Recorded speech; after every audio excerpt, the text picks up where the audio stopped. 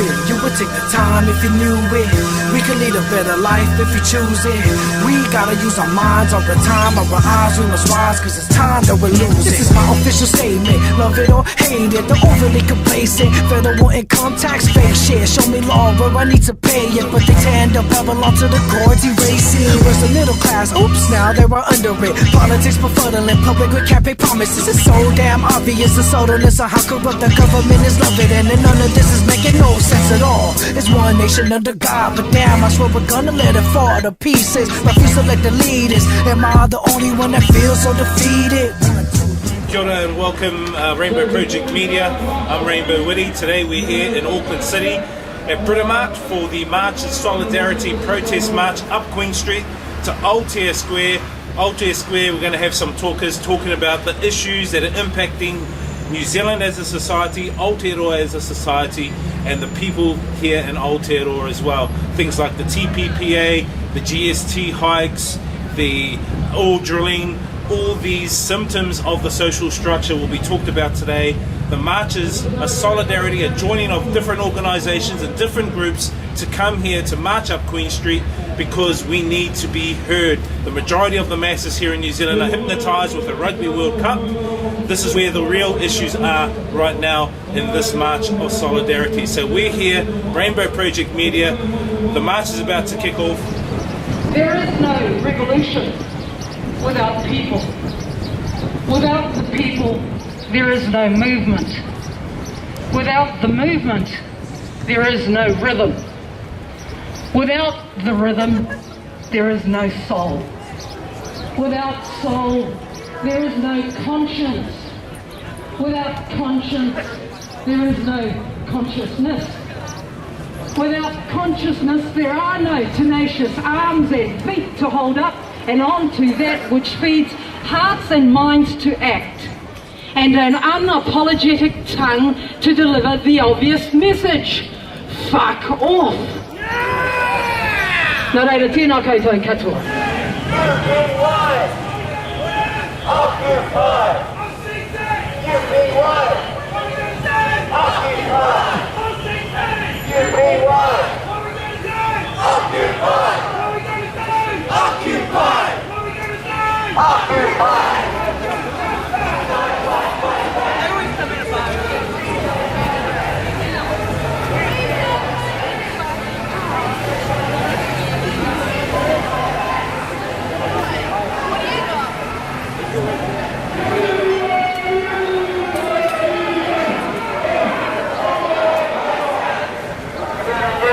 What you gonna do when we come for you? Don't crash, don't crash.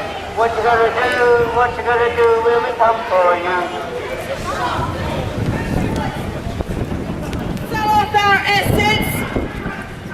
We don't want to mine our whenua. We don't want to deep sea oil drill our moana. Over in New York, in America, we have people there. This globalisation kaupapa is around the world. It's not just here in Queen Street. We have people standing up against capitalism that ruined our world. They know about it. They know about it. They're occupying Wall Street right now. And what's happening with their voices? Mainstream media is not reporting it. We need to tautoko those people over there and around the world. What the heck have we learnt from all of the Wall Street failings? We've learned nothing. They're standing up against it now. We need to help them out. These issues aren't just for Aotearoa. It's already ruined our planet. Wake up!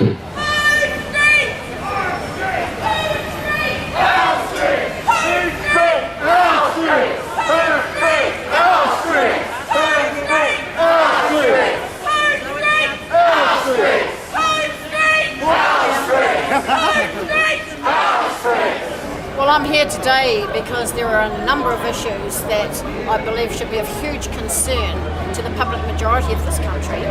And number one is, where is all our public money going?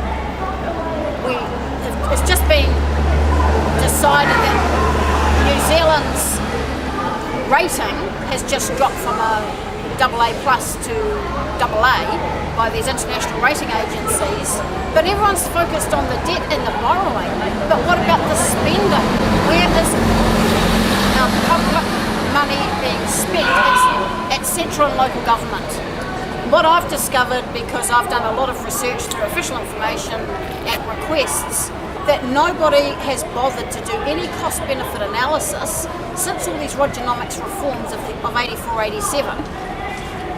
And with all the contracting out of services that used to be provided in-house, we used to have a Ministry of Works at central government, we used to have council works departments at local government level. All these services that used to be provided in-house by public service employees are now provided by the private sector contractocracy. Well, they've just done this research in America, an organisation called POGO, P-O-G-O, Project on Government Oversight. And they did this research at USA, federal government level. And they discovered that the cost of contracting out public services works out twice as expensive than providing those services in-house. Now, the current USA federal government budget is $500 billion. And it could be halved to $250 billion by cutting out the contractors. Well, what about here in New Zealand? How much does New Zealand spend at central government level in 1 year? About 70 billion. Well, imagine if the numbers, if crunched, are the same. Imagine if New Zealand could save $35 billion by cutting out the contractors. But no one's ever done the exercise. We just got this mantra under Rogernomics that public is bad, private is good, and when you say, well, yeah, prove it, and nobody can because nobody's done the exercise. I think it's quite interesting that this government has been able to organise the whole country around a game of rugby, and we once again have to watch men running around after their balls, and we all have to learn a new language, and we all have to stop still. For what? For what? Our country is in debt over a game of rugby.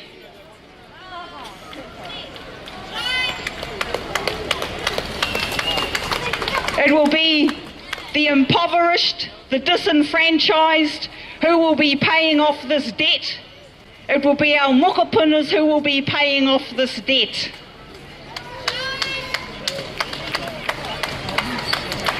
When it comes to land, like many of you here, I work with and alongside of many of our people who have been disenfranchised and their land has been taken from them.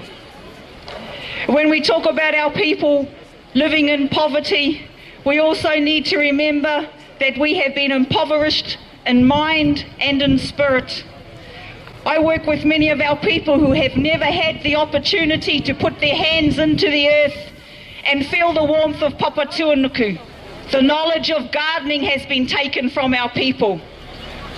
We work with people who are so impoverished that they don't even know that a lettuce grows in the garden. They think it comes out of the New World supermarket or Pack and Save. So when we talk about our people being in poverty, we are in poverty. We are starving in terms of food, we are starving in terms of knowledge. Everything that used to be ours has been taken from us, capitalised and globalised. You know, I thought that we were going to see a flash mob haka today, but I've learned something new. We've got a flash mob occupation. Or maybe it's a new trend. Hope we see this on Facebook and YouTube and all of those sorts of things. Well done, people. You all made a really good decision today to come here because you're representing the many people in New Zealand who are having not just a hard go, not just a hard time, but are suffering acutely in a land of plenty. Welcome to a real common law. So yeah, this is the real New Zealand represented here on this march. We're representing the people who are living in poverty in New Zealand. We've got 200,000 children plus living in poverty in what is the wealthiest country, certainly in this part of the world. We've got many people living on benefits, as has been said before, and this country is in crisis. It's in crisis because for a past generation we have allowed a tiny number of people to gain extreme wealth at the expense of the majority. And as Joe said, last year just 150 people in New Zealand, just 150, had an increase in wealth of $7 billion. And some of those people actually think they deserve it. They actually think they earned it. But we've got these parasitic bludgers at the top and the majority of people struggling. Well, we are going to change that. We are going to change that. And one of the ways that I'm personally involved in helping to change that is looking at what's happening in Parliament. You know, a generation ago, parliamentarians were paid about the same wage as, or the same income as a deputy principal of a primary school. Now, at the moment, a deputy principal of a primary school now earns about 70,000. What does a backbench MP earn? 120. 130,000. So MPs have leveraged themselves into the top 2% of income earners in the country, and so they're not interested in putting taxes on people on high incomes. Even Labour is talking about putting taxes on people who are earning over 150,000, so that all the MPs in his party won't have to pay any extra tax. And if you look at MPs also, you find 70% of MPs own more than one property. MPs are not interested in capital gains taxes that are going to take away their wealth. So we've got MPs pushing themselves up into that tiny group at the top that are incredibly wealthy. So what we've got to do, I'm standing for mana this year, and I think mana is going to bring some real change to that system. Kia ora. In our country we have a beautiful land full of food and resources, but about 20% of our children are living in poverty. Child Poverty Action has been campaigning for years, and so have many other organisations. The wealth of this country needs to be shared so our children can live with a decent standard of living, housing, health, so they can access the resources in schools so they have a chance in life, and so should their families. Child Poverty Action calls for a universal benefit to lift the level of our poorest 200,000 children so they and their families can have good health, can access education, can become healthy, happy, productive workers who can participate in our society. So let's think today, and part of the action today is there be a decent and fair share of the resources in our land. Our children need to be part of that too. Kia ora. First of all, thank you to everyone for attending. I don't know if it's been said already, but thanks a lot. As you know, there's currently a lot of occupations underway in the United States around the Wall Street protests. Occupy.org, which has been promoting a lot of the events. It's right in the heart of corporate America and the corrupt heart of their capitalist society and struggle which is happening over there, and they take a great amount of bravery and pride from struggles around the world and other places, including Tel Aviv and Amsterdam, Milan, a whole variety really.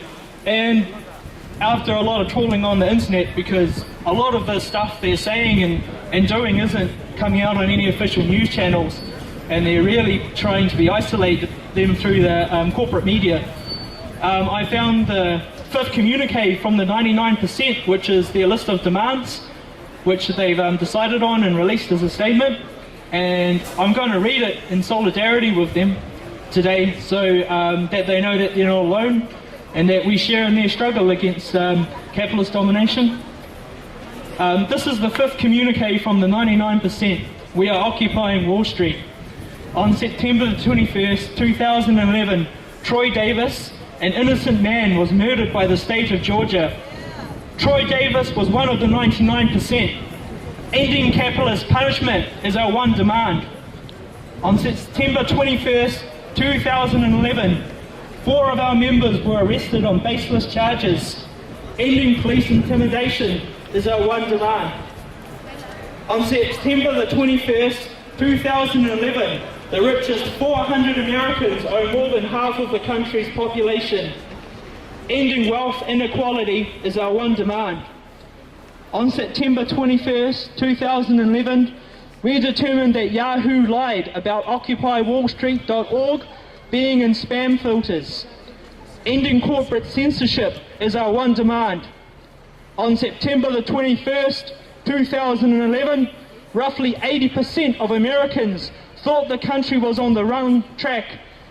Ending the modern Gilded Age is our one demand. On September the 21st, 2011, roughly 15% of Americans approved on the job Congress was doing. Ending political corruption is our one demand.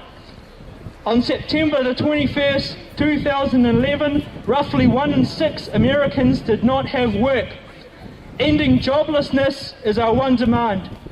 On September the 21st, 2011, roughly 1/6 of America lived in poverty. Ending poverty is our one demand. On September the 21st, 2011, roughly 50 million Americans were without health insurance. Ending health profiteering is our one demand. On September the 21st, 2011, America had military bases in 130 out of 165 countries. Ending American imperialism is our one demand. On September the 21st, 2011, America was at war with the world. Ending war is our one demand. On September the 21st, 2011, we stood in solidarity with Madrid, San Francisco, Los Angeles, Madison, Toronto, London, Athens, Sydney, Stuttgart, Tokyo, Milan, Amsterdam, Algiers, Tel Aviv, Portland, and Chicago. Soon we will stand with Phoenix, Montreal, Cleveland, and Atlanta. We are still here. We are growing. We intend to stay until we see movements towards real change in our country and the world. You have fought all the wars. You have worked for all the bosses. You have wandered over all the countries. You have harvested the fruits of your labours, the price of your victories. Does the past comfort you? Does the present smile on you? Does the future promise you anything? Have you found a piece of land where you can live as a human being and die like a human being? On these questions, on this argument, on this theme, the struggle for existence, and the people will speak. Join us. We speak as one. All our decisions, from our choice to march on Wall Street to our decision to continue to occupy Liberty Square, were decided through a consensus-based process by the group, for the group. Kia ora, we're here at the intersection of Wellesley and Queen Street. They're doing a little bit of an occupation. The march is about to happen. I'm here with Rosie, a concerned human being. Now, Rosie, why are you here today? I'm here today because I basically had enough of the injustices that are caused by institutions like governments and corporations who control our lives and, you know, put profit over people, put profit over animals, put profit over the environment. You know, their main concern is to profit first before at human the expense. and environmental concern. Yeah. Okay, so what would you like to see happen here from this march? I would like to see people really uniting and getting together and understanding that we have the power. Government, corporations, they think they have the power, but there's a lot more of us than there are of them, and if we all stand together, we can take them down. Cool, so the issues are not just Maori, they're not Pākehā, Christian or Muslim, they're human issues. So what can the grassroots people start doing right now? First off, we can start talking to each other, we can start telling everybody we know about the issues we're concerned about. Search and surveillance bill that's taking away our rights to privacy, you know, government trying to get rid of juries, food bill taking away our right to share food, this sort of thing. We can educate ourselves and we can educate each other, and we can get together and decide how and when we're going to attack this and how and when we're going to defend ourselves against these attacks on our rights. Okay, now finally, this is not just happening in New Zealand, it's happening basically right around the world. Wall Street occupation, there's protests, Greece, everywhere. Are we heading for a global revolution bar evolution? I'd like to think so. I think that as long as we keep our ears and eyes open, we can't do anything but head this way. We have like a global elite that are minority at the top, and everybody else is paying for them to profit from our suffering. And you know, it's only so long before people realise that this is bad for everything, every form of life. The only things it benefits is government and business and economics, and that's not real life. That's not where life comes from. That's what kills life. And I'm here with one of the organisers, Nick, a concerned human being and a student. Kia ora, Nick. What can you relay to other students who are getting an indoctrination at university for a social structure that doesn't work? How can you get those guys to actually become more aware? It's quite hard, but I think with the occupations that we've been doing at the moment, young people and students, we're waking up and we're realising, that we can fight this and that we can have a better life.